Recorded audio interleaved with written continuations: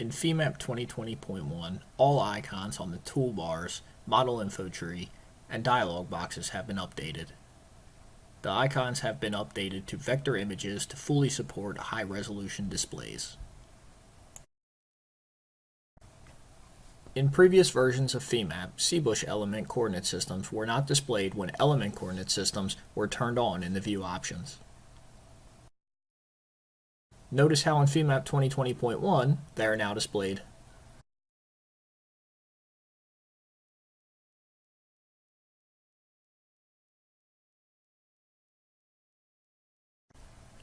Digit control has been added to the user preferences, which allows users to pick from various options of how the digits are displayed on the modeling window.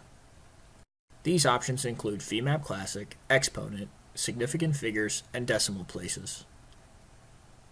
The user also has the control to individually change different component displays. For example, switching just the contour legend to Exponent with only 2 digits being displayed.